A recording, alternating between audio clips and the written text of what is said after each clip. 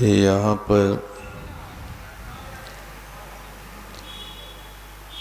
इन 5 पापों के विषय में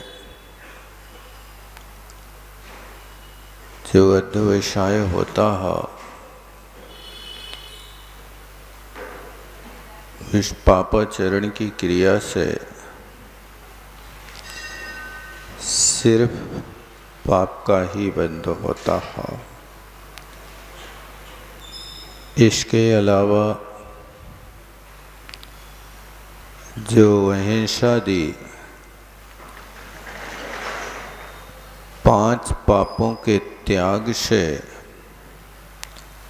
होने वाला अध्यवसाय है या धर्म ध्यान है, वो पुण्य बंध का हेतु होता है। पाप की क्रिया और पुण्य की क्रियाओं में देखा जाए तो आचार्य भगवान पंचास्तिकाय में भी पाप आश्रय और पुण्य आश्रय के कारणों को बताते हैं। पंचास्तिकाय में एक गाथा आई है, चर्या पमाद बहुला कालुषम लोल दाय विशेषो पर परिताप पवादो पावश्य आसवम कुड़दी। ये पंचास्तिकाय के दूसरे अधिकार में आचार्य भगवान ने पाप आश्रय के कारणभूत क्रिया का उल्लेख किया कि पाप आश्रय किन कारणों से होता है। तो सबसे पहला पद दिया चर्या पमाद बहुला। जिस क्रिया में प्रमाद की बहुलता है, वो प्रमाद की बहुलता नियम से पाप का आश्रय होगी। जो भी क्रिया करते हो, उस क्रिया के साथ यदि प्रमाद मुक्त चर्या होती है तो प्रमाद मुक्त चर्या को प्रयत्नाचार कहते हैं। साधुओं की इस प्रवृत्ति को समिति कहते हैं। प्रयत्नाचार पूर्वक की गई प्रवृत्ति पुण्य कर्म के आश्रय का और पाप कर्म के शंबर का कारण होता है। और प्रमाद से युक्त की हुई प्रवृत्ति पाप प्रकृति की तीव्र स्थिति और अनुभाग के बंध का कारण होता है। इसलिए पहला कारण लिखा चर्या पमाद बहुला, दूसरा कारण लिखा कालुष्यम। परिणामों में जितनी अधिक कलुषता होती है, वो कलुषता हमेशा पाप आश्रय का ही कारण कराता है। कोशिश करो कि हम दुनिया को संभाल पाएं या ना संभाल पाएं, अपने परिणामों को जरूर संभालने की कोशिश करें। हम दुनिया को छना पानी पिला पाएं या ना पिला पाएं, हम तो कम से कम छना पानी पी लेवे। हम दुनिया के लिए भक्ष्य वस्तु खिला पाएं या ना खिला पाएं, लेकिन मैं अपने जीवन को चलाने के लिए भक्ष्य वस्तु का सेवन करूं, ये प्रमाद मुक्त चर्या होगी तो कलुषता से हीन होगी, विशुद्धि से युक्त होगी। इसलिए कालुष्य जो परिणाम रखा, ये आत्मा की कलुषता किसी कोयला से नहीं पोती जाती है। ये आत्मा की कलुषता तो मेरे तेरे की परिणति से उत्पन्न होती है। जितनी भी वस्तु में मेरा ममत्व भाव जुड़ा है, वो सारा का सारा कालुष्य परिणाम की कोटि में आता है। वो कालुष्य परिणाम, आपके पास वस्तु है कोई बात नहीं, लेकिन वस्तु के प्रति आसक्ति को कम करने की कोशिश करो। वो आसक्ति कम होगी तो आपकी कलुषता कम होगी। आपके परिवार में 10 लोग हैं, और 10 लोगों को रहने का एक मकान है। अब अलग अलग उन लोगों से पूछें कि ये मकान किसका, क्या कहेंगे आप? हमारा कहेंगे कि बेटा का कहेंगे? बस यही हमारा मकान एक होकर के भी यदि 10 लोग रह रहे हैं तो वे 10 लोग उस पूरे मकान को अपना मान रहे हैं। यही मूर्छा है। और यदि उस मान्यता में थोड़ा सा सुधार आ जाए, और वो सुधार आ जाए कि मकान मेरा नहीं, मैं तो भैया यात्री हूं, मुसाफिर खाना है, इस मुसाफिर खाना में कुछ जीवन के दिन व्यतीत करना है, और इसके बाद तो सबको चलना है ना। कौन स्थायी रहा है बताओ इसमें? आपने बना के खड़ा किया है तो आपके बनाए मकान में आगे की पीढ़ियां वास करेंगी। आपके पूर्वजों ने बनाया सो आप रह रहे हो। अभी आए, बना गए, चले गए, तो आप अपने अंदर में परिणाम तो ये बना सकते हो कि ये मेरे नहीं है। आप रहो, जब तक उसमें रह रहे हो तब तक रहो, और निरपेक्ष वृत्ति से रहो कि ये तो परिवार का है, मेरा थोड़ी है। इस सब नदी नाव संयोग है, सबके साथ मुसाफिर खाना है। ऐसी परिणति यदि आती है तो मकान रहता हुआ भी आप पाप बंद की प्रक्रिया से बच जाओगे। और मकान को तुम अपने सिर पे ढो नहीं रहे, लेकिन आत्मा में उस मकान को यानी टाइम ढो करके रख रहे हो। आप जहां भी जाते हो, उस मोहल्ले में मेरा मकान है, उस मोहल्ले में मेरा मकान है। इसलिए एक मकान और 10 लोग और 10 की कालुष्य परिणति चल रही है उसमें। यदि थोड़ा सा भाव बदल लें, वो एक भजन आता था ना, या गीत आता था, यात्री हूं मुसाफिर यारो, मुसाफिर हूं यारो, न घर है न ठिकाना है,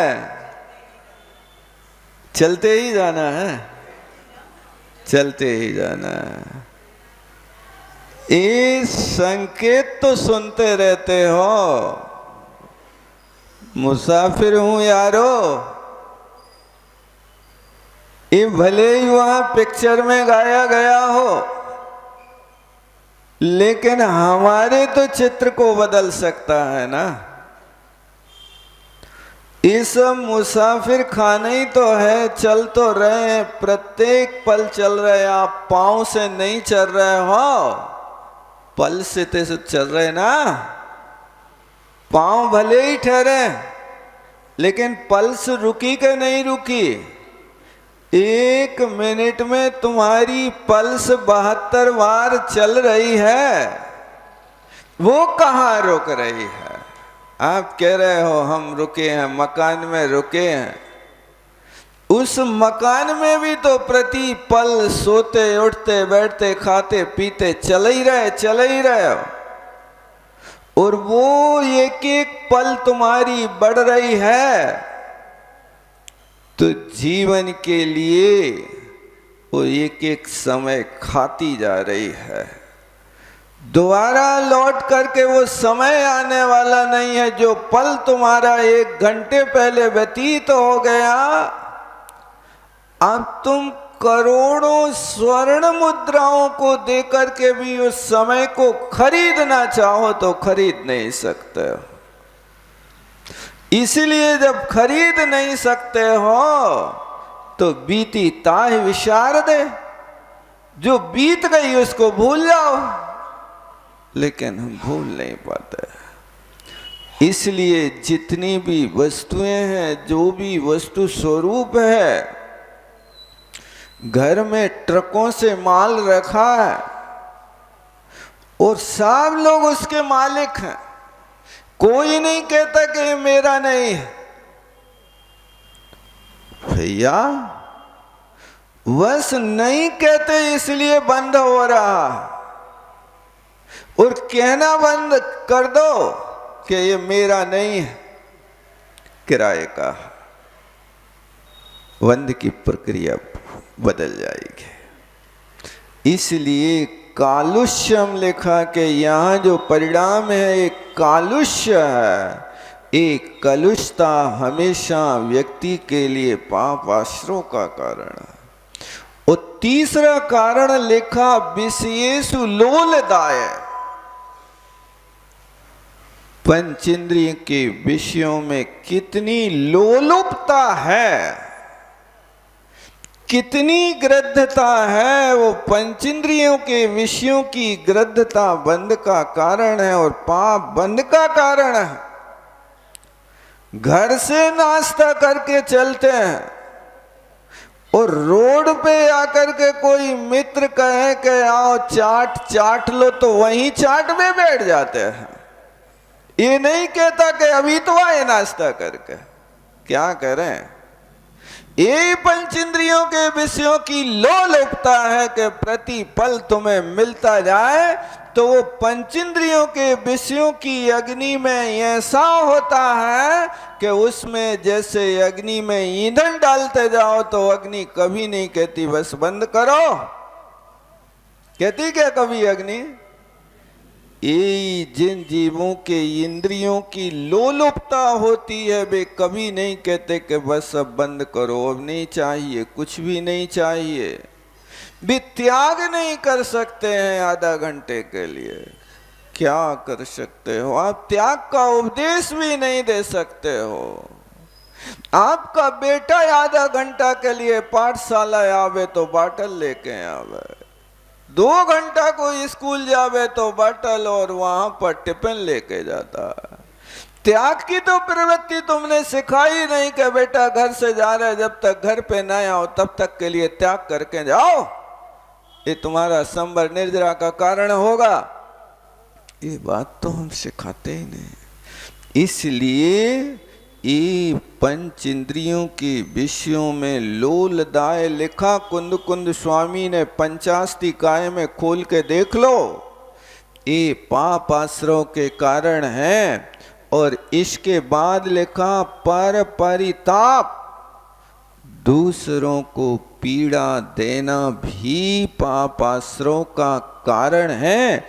इसलिए इन चीजों को हमेशा ध्यान रखो कि चर्या प्रमाद बहुला, इससे पाप आश्रय होता है। कालुष्यम, परिणामों में कलुषता पाप आश्रय का कारण है। पंच इंद्रियों के विषयों की लोलुपता हमेशा आश्रय कराती पाप आश्रय का कारण है। और पर परिताप, चाहे आप किसी को शारीरिक रूप से या मानसिक रूप से या वाचनिक रूप से किसी को परिताप पैदा होता है तो वो भी पाप आश्रय का कारण है। एक कुंद स्वामी ने पंचास्ति काय में पाप आश्रय के कारण लिखे, और इससे उल्टा कर दो तो पुण्य कर्म का आश्रय हो जाए। जितने कारण पाप के बताए, चर्या प्रमाद बहुला, इसके स्थान पर कर दो चर्या प्रयत्न बहुला। चर्या प्रयत्न से युक्त हो जाए, चर्या समिति से युक्त हो जाए, तो जहां पावासो आसो कुड़दी, जो पाप का आश्रय करता है, अब वहां पुण्य से आसवम कुड़दी ऐसा हो जाएगा। बस पलटना है, चर्या नहीं, अभिप्राय को पलटना है। चर्या प्रमाद के स्थान में प्रयत्न जुड़ जाए तो दोनों में बहुत अंतर हो जाए। प्रयत्न पूर्वक चर्या हो जाए तो तुम मोक्ष मार्गी हो जाओ, और प्रमाद बहुल चर्या हो जाए तो संसार मार्गी बने रहो, संसार में परिवर्तन करते रहो। बस ये है कालुष्यम, कालुष्य के स्थान पे विशुद्धि संपन्न कर लो। कलुषता जो होती है कसायों की तीव्रता से होती है, ये पाप का आश्रय करा रही है तो विशुद्धि पुण्य का आश्रय करा रही है, और पुण्य का आश्रय कराएगी विशुद्धि तो हमेशा आपके परिणामों में निर्मलता रहेगी। ये पद बदलने की कोशिश करो, शास्त्रों में नहीं बदलना, आचरण में बदलना। शास्त्र तो तुम्हारे लिए दर्पण की भांति इस बात को बताने वाले हैं कि ये क्रिया तुम्हारे लिए ऐसा करेगी।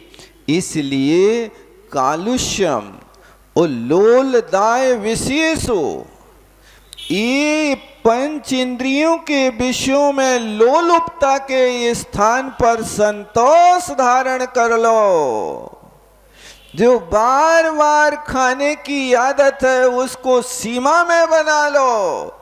जो अभक्ष भक्षण करने की आदत है उसको भक्ष भक्षण करने की आदत बना लो। ये तुम्हारे लिए पुण्य कर्म का आश्रय का कारण होता है।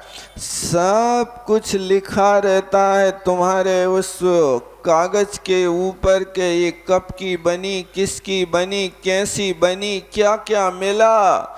घर में तो यहाँ बड़ी बातें फेंकोगे कि 3 दिन की मर्यादा आटे की, 4 दिन की।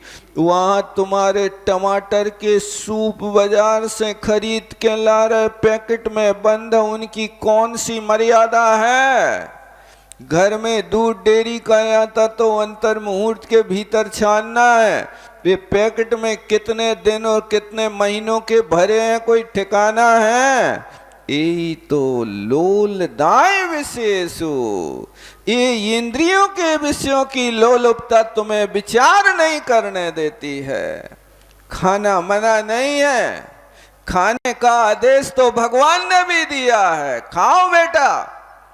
और भगवान भी चर्या को गए हैं, नहीं गए? तीर्थंकर जैसे परमात्मा भी आहार खोजने के लिए 7 महीना या 8 दिन तक पर घर में घूमत रहे, घर का आहार नहीं लिया। एक तीर्थंकर परमात्मा आदिनाथ भगवान, जिनका बेटा चक्रवर्ती होवे, जिनका बेटा कामदेव होवे, चक्रवर्ती जैसा बेटा 6 खंड के लोगों को पानी पिलाने वाला, उनका बाप घर घर घूम रहा है। किसके लिए? रोटी लेने के लिए। होटल से ले लेते, होटलें तो खुली थी ना। नहीं, वो प्रमाद बहुला चर्या नहीं, प्रयत्न पूर्वक चर्या है भगवान होकर के। जिनने भी जिंदगी भर देवों के द्वारा आए भोजन को खाया, लेकिन दीक्षा लेने के बाद अब लेंगे तो श्रावक के यहाँ का शुद्ध आहार लेंगे, 8 पहरा घी लेंगे, 3 दिन की मर्यादा का आटा लेंगे, तत्काल का निकला गन्ना का जूस लेंगे। ये उनकी चर्या थी। उन्हीं भगवान ने कहा खाओ, लेकिन खाने के साथ विवेक लगाओ, बिना विवेक के नहीं खाओ। यदि विवेक पूर्वक लेते हो, संयम से लेते हो, तो खाना भी संवर निर्जरा का कारण है। मुनि महाराजों के लिए उन्हीं भगवान ने नियम बनाया, जाओ खड़े खड़े खाओ, एक बार खाओ, दिन में खाओ, श्रावक के घर में जाओ, नौदा भक्ति कराओ, ये भगवान ने कहा। क्या है? ऐषणा समिति है। ऐषणा समिति क्या है? गुप्ती समिति धर्म अनुप्रेक्षा परिचय चारित्रयी, ये संवर निर्जरा का कारण है। खाना, लेकिन इन शर्तों के साथ खाना। तुम भी यदि चाहो खाओ, खाना बुरा नहीं है, खाओ पियो, छको मत। खाना पीना बुरा नहीं है, लेकिन छकना जो आप एक गिलास बिना पापड़ के, बिना चटनी के, बिना अचार के नहीं दे पा रहे हो, ये छकना नहीं मिलता है। तो याचना कर लेते, पापड़ लाओ, नमक लाओ, अचार लाओ, चटनी लाओ। काय की चटनी चाहने तुम्हें? अब वो सब चटनी मांगेगा, एक में नहीं अफरेगा। नारियल की अलग होवे, अमचूर की अलग होवे, पड़ोरा की अलग होवे। कितनी चटनी खाने? ये तो इंदी लोलदाय विशेषु संतुष्टि नहीं हो रही है, गड्ढा नहीं भर रहा है, जहवा इंद्री की गुलामी कर रहा है। ये लाओ, आइटम बदलता है तो चटनी बदल जाती है।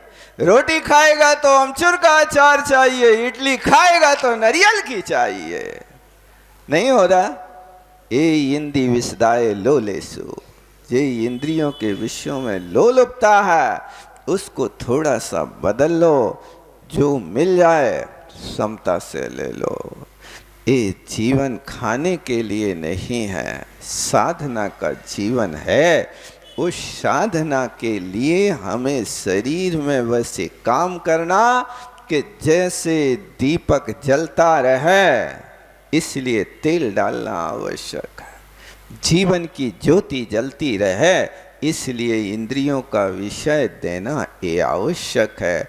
लेकिन लोलदाय लिखा, देखो लोलदाय विषय तू, जो चंचलता है, जो आसक्ति है, ग्रद्धता है, उसका त्याग करा रहे। तुम्हें खाने का त्याग नहीं करा रहे, खाओ, लेकिन चंचलता नहीं रखो, सहजता रखो। चक्रवर्ती जैसा व्यक्ति खाते खाते नहीं अघाया। एक दिन प्रतिकूल परिस्थिति मन के अनुकूल नहीं मिला तो चक्रवर्ती जैसे व्यक्ति ने अपने रसोइया को थाली फेंक दिया, और वो थाली उसके हाथ से निकली तो वो चक्र का काम कर गए। इस सोहोम चक्रवर्ती की दुर्गति का कारण क्या है बताओ? क्या है? यही तो है। काश उसने अपने जीवन में संतोष धारण किया होता। कौन सी कमी थी इस व्यक्ति के पास, लेकिन आज तक संतुष्टि नहीं हुई। इसलिए लिखा है सोमदेव सूरी ने, रसना इंद्री केवस हस्ती मछली, रसना इंद्री केवस मछली आवे, कांटे से निज कंठ छिदावे, खोवे अपनी जान फंसो मत विषयन में। वो रसना के वश मछली होकर के और उस आटे के लिए झंपा पात करती है, और जैसे ही आटे को मुंह में रखती है और आटा के बीच में फंसा कांटा कंठ में फंसता है, अब तड़पती है, अब कोई रास्ता नहीं, बस सब तो प्राणों की आहुति ही होना है, मरना ही है। इसलिए आचार्य महाराज ने यह दृष्टांत दिया, मछली का दृष्टांत दिया कि तुम इंद्रियों के विषयों के लोलपी होगे तो पानी में डूबे भी नहीं बचोगे। वो मछली पानी में डूबी रहती है, कहीं बाहर निकल के नहीं आती है, लेकिन पानी में डूबने वाली मछली भी रसना इंद्री की गुलामी करने चली तो वहां पानी में भी कंठ फंसा बैठी है। नहीं है पता? दुनिया जानती है, भजन भी पढ़ता है, लेकिन हम उस विषयों से परहेज नहीं करते। ऐसे आचार्य भगवान ने हमारे लिए आदेश दिया कि पाप आश्रय के कारण है, इंद्रियों के विषयों पर थोड़ा आप कंट्रोल करें, रोक लगाएं, और जितनी आवश्यकता है उतनी आवश्यकता के अनुसार लेकर के काम करें। एक बार आचार्य श्री से किसी ने कहा, महाराज तुम कछु तो नहीं लेते, और जो लेते हो सो वो ही थोड़ा थोड़ा लेते हो। आचार्य श्री ने अच्छा उत्तर दिया। क्या उत्तर दिया पता? बोले भैया तुम होम करते हो तो होम में शाकल मुट्ठी भर भर के डालते हो कि उंगलियों में लेके तनक तनक डालते हैं? बताओ क्या करते हैं? ये जैसे यज्ञ करने वाला, होम करने वाला व्यक्ति शाकल को एक बार लेता और दो उंगली से यूं यूं छोड़ता जाता थोड़ी थोड़ी और हवन कर लेता है, इसी तरह तो ये जीवन का यज्ञ इंद्रियों के माध्यम से हो रहा है। अब ये समिति तो ये साकल्य है, उस साकल्य को तो थोड़ा थोड़ा ही डाला जाता है। अर्ध पूर्ण लिखा है, आधा पेट खा के आओ, भर पेट खा के नहीं आओ। भर पेट खा के आओगे तो यहाँ फिर आते ही हो सकता रास्ते में नींद आ गई तो नहीं आ सकती, आ तो सकती है। इसलिए अर्धोदरम ऐसा लिखा, ये नियम भी है। आंख को त्रफला, मुख को नौन, पेट के भरना तीन ही कौन, और जीवन जीना पूरा मौन, ये सूत्र है। आंख के लिए ज्योति आपको अच्छी रखना है तो त्रफला के पानी से धो, तो आंख को त्रफला, और दांतों में पायरिया ना होवे तो नमक के कुल्ला करो, तो मुख को नौन, और पेट के भरना तीन ही कोण, चारों कोण नहीं, एक कोण खाली रखना ताकि हिल सको, डुल सको, नहीं तो करवट ही लेने के लिए फिर दूसरे को बुलाने पड़े कि भैया आओ थोड़ी हमारे लाने का लगा दो। ये होता है। और जीवन जीना पूरा मौन, पूरे जीवन भर मौन से यात्रा करना तो आपका जीवन सुखी रहेगा। इन नियमों में बताओ कितने नियम पालते आप? मौन पूर्वक भोजन करते हो, मौन से जीवन करते हो। अब तुम पूरे जीवन मौन से नहीं रह पा रहे तो आचार्यों को फिर नियम बदलना पड़ा कि कम से कम 7 स्थानों पे मौन पाल लो भैया, इससे ही आपका गुजारा चल जाए। सो भी नहीं होता है। इस तरह से ये पाप आश्रव के कारण है। इसलिए यहाँ पर अपन देखते हैं, थोड़ी सी ये पंक्ति बाकी रह गई थी। यस्तु गाथा नंबर 63-64 की टीका अमृतचंद स्वामी की दूसरी लाइन है, यस्तु की संधि विच्छेद करना। यह तू जो यहाँ पर विषय है ओ अहिंसा याम यथा विधीत यदवशाया। यहाँ पर अहिंसा के विषय में जो अध्यवसाय किया गया, कौन सा अध्यवसाय किया गया अहिंसा के विषय में? यही बताया था ना, मैं जीवों को सुखी करता हूँ, मैं जीवों की रक्षा करता हूँ। ये जीवों की रक्षा करने का भाव, जीवों को सुखी करने का भाव, ये परिणाम जो होता है इसको भी अध्यवसाय कह रहे हैं। ये भी अध्यवसाय है, लेकिन ये अध्यवसाय संयम से और सम्यक्त से जुड़ा हुआ परिणाम है। और जहाँ सम्यक दर्शन हो जाता है तो सम्यक दर्शन के होने पर ध्यान धर्म ध्यान बन जाता है। क्योंकि सम्यक दर्शन ज्ञान चारित्र को धर्म कहा।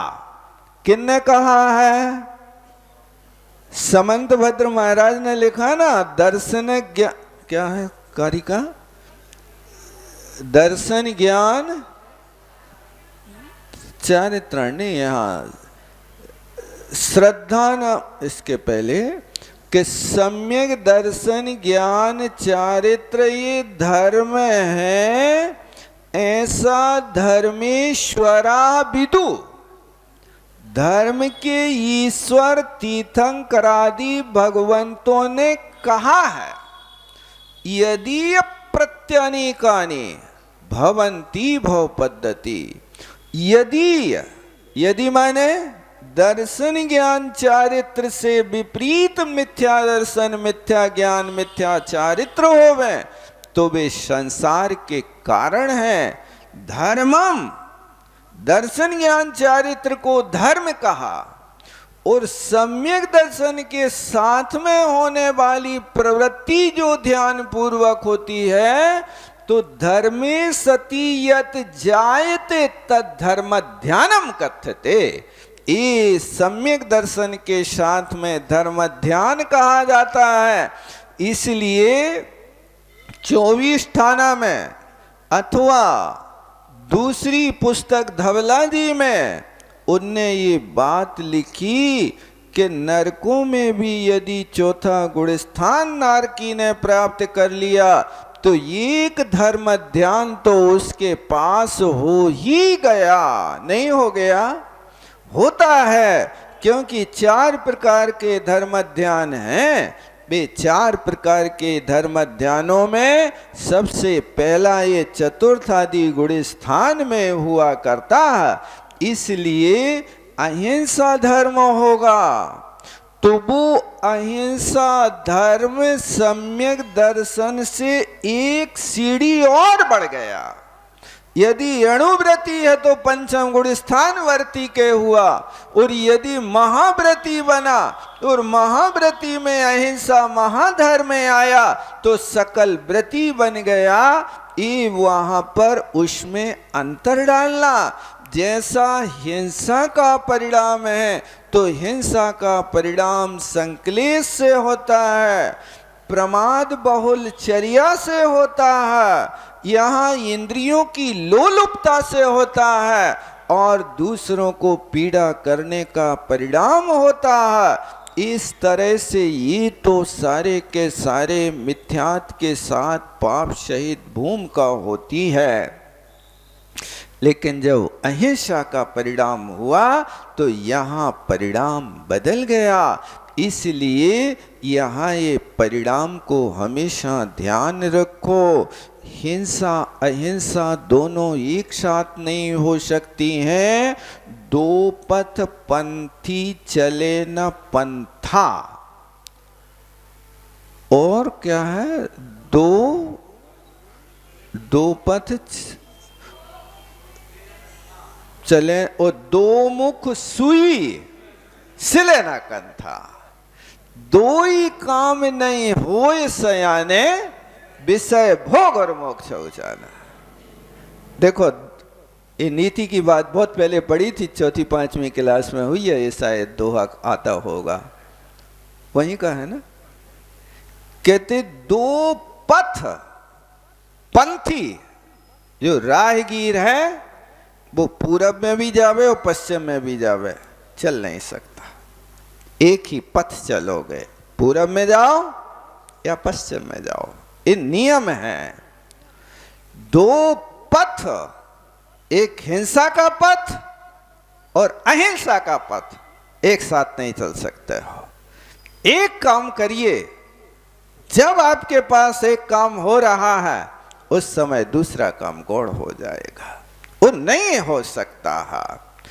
एक से समझ में ना आए तो दूसरा भी लिखा कि सुई जो होती है उसके दो मुख नहीं होते। दो मुख सुई सिले न कंथा।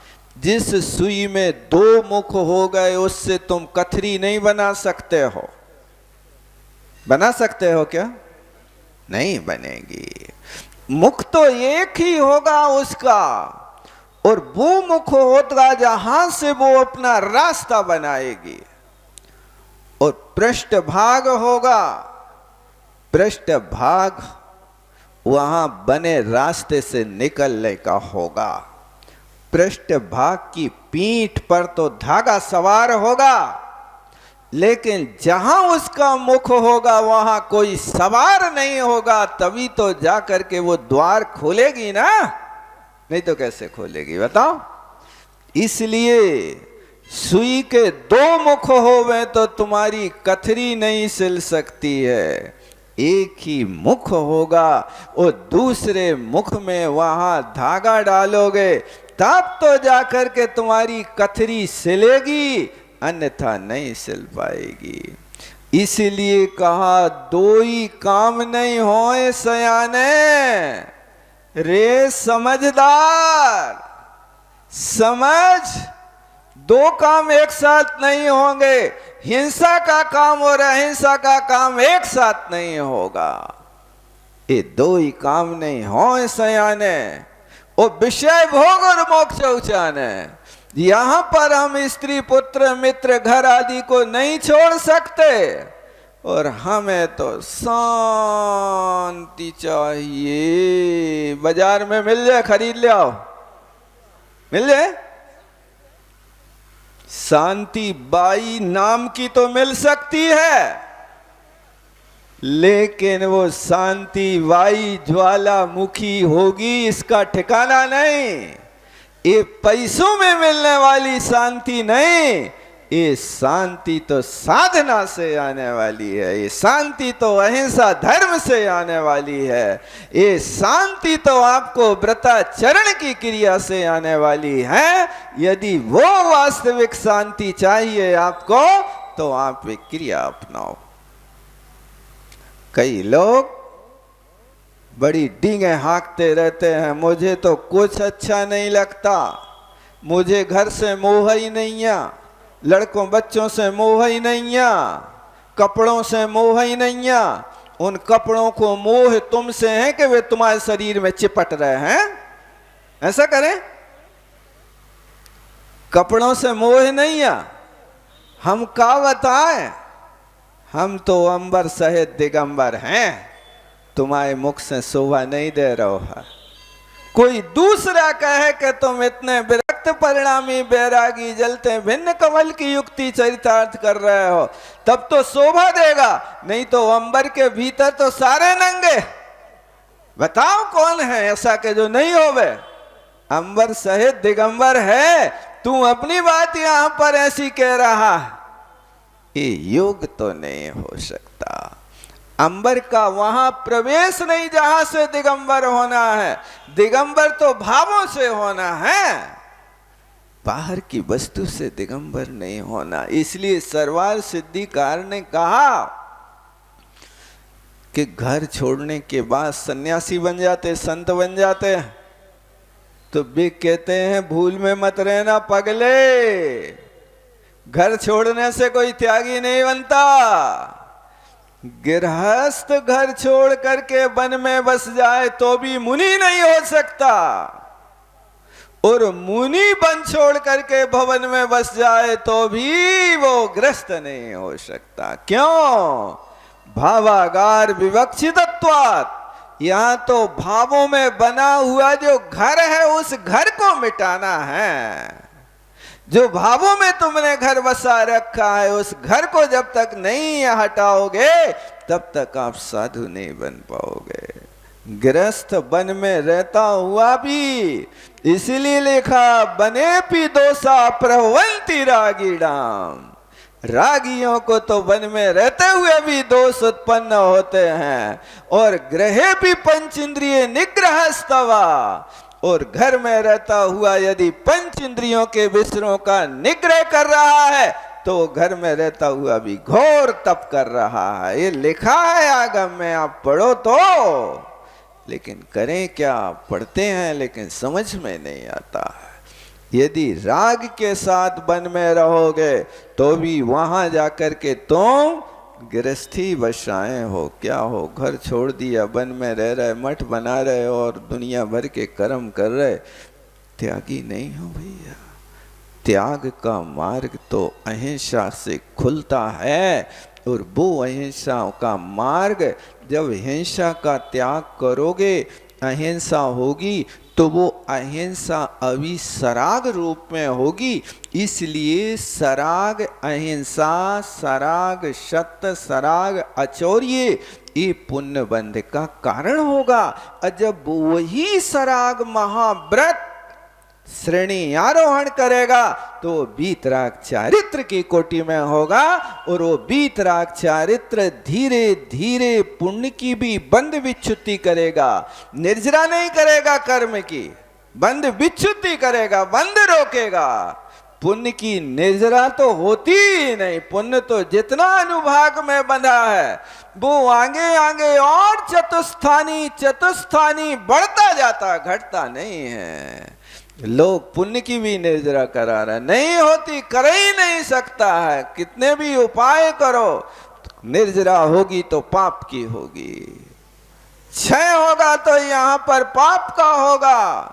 आप पहले गुणस्थान से 13वें गुणस्थान तक की 63 प्रकृतियों को देख लो उठा करके। आप रोज पढ़ते हो चौकर्म सु 63 प्रकृति नाश, या कर्मन की 63 प्रकृति नाश। इन कर्मों की 63 प्रकृतियों का क्षय करके केवल ज्ञान कर लिया। मैं पूछता हूं, इन 63 प्रकृतियों के क्षय में कितनी पुण्य प्रकृतियों का क्षय किया है? कोई आगम का ज्ञाता या करके बता देवे मुझे, कितनी पुण्य प्रकृतियां हैं? बता सकता कोई? उन 63 प्रकृतियों में 47 प्रकृति तो शुद्ध पाप प्रकृति ही है। वो 13 नाम कर्म की प्रकृतियां हैं। उन नाम कर्म की 13 प्रकृतियां वो 3 दर्शनावरणी की प्रकृतियां हैं। नरक गति नरक गत्यानुपूर्वी, त्रेंच गति त्रेंच गत्यानुपूर्वी, एक इंद्री स्थावर, आतप, उद्योग, सूक्ष्म, साधारण, ये 13 नाम कर्म की और 3 महानिद्रा। और इस प्रकार से 60 प्रकृतियां है। और 3 आयु तो बांधी ही नहीं थी, फिर 6 की तो कोई बात ही नहीं है।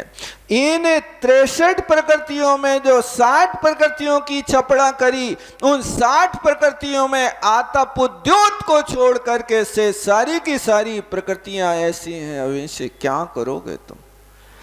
पुण्य का क्षय यहां भी नहीं किया केवली भगवान ने, वो 14वें गुणस्थान में क्षय किया नहीं जाता, सतत क्षय होता है उसका पूरा का पूरा।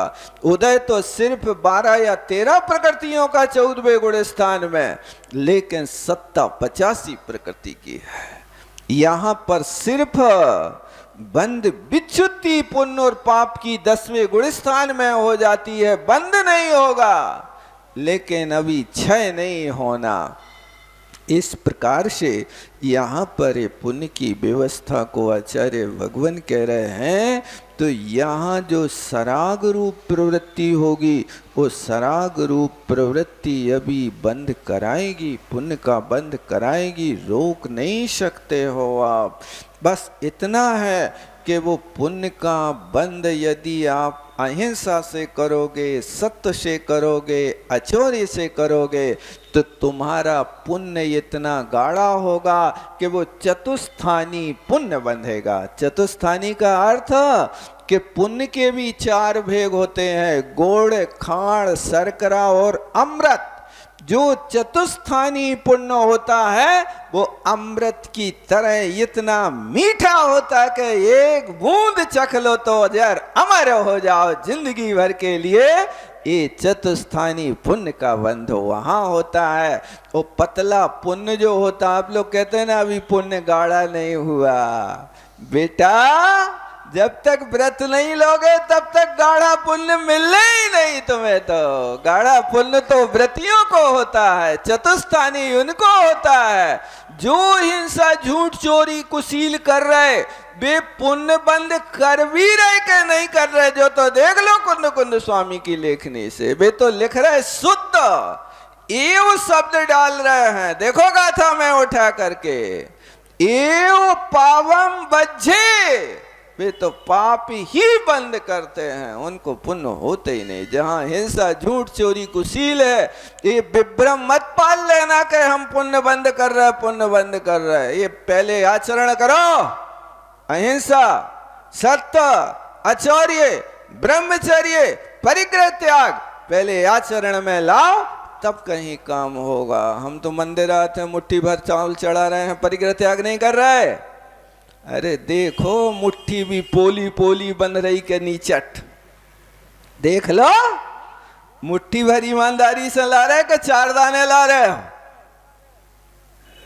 ये होता है वहां पर भी कसाई कहती है इतनी बड़ी मुट्ठी नहीं भरो, बहुत तुम्हारे लंबे चौड़े हाथ हैं, थोड़े कम ले जाओ, भगवान थोड़ी खात हैं चावल।